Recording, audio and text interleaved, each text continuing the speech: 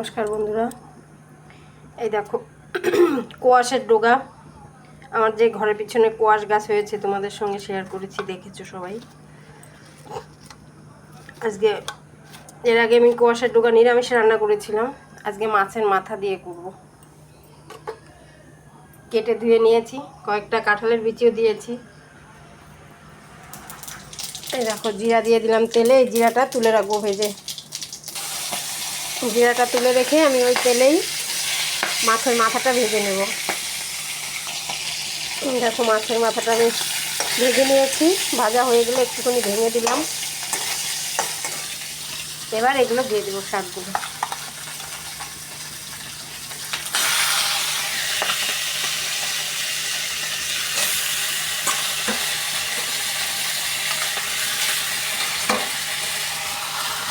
ঢেলে দিলাম না, অনেকগুলো জল ঝরেছে।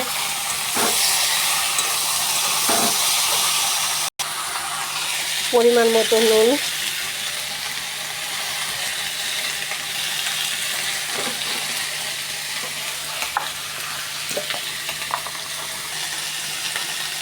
হলুদ,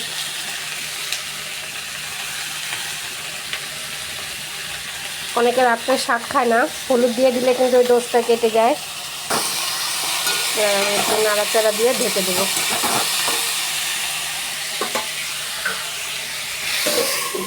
ঢেকে দিয়ে গ্যাসটা একটু কম করে দেবো।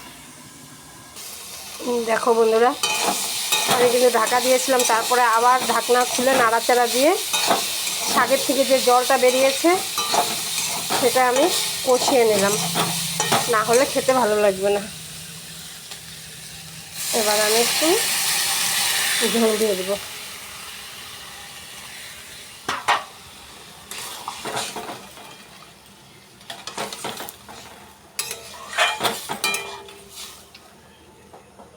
ডাঁটাটা সেদ্ধ হয়নি এখনো।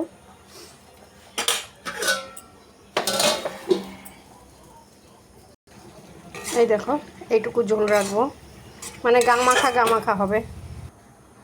এই দেখো বন্ধুরা, হয়ে গেছে আমার কোয়াশের ডোকা দিয়ে মাছের মাথা দিয়ে তরকারি। তোমরা এভাবে করে খাবে, দেখবে খুব সুন্দর লাগে।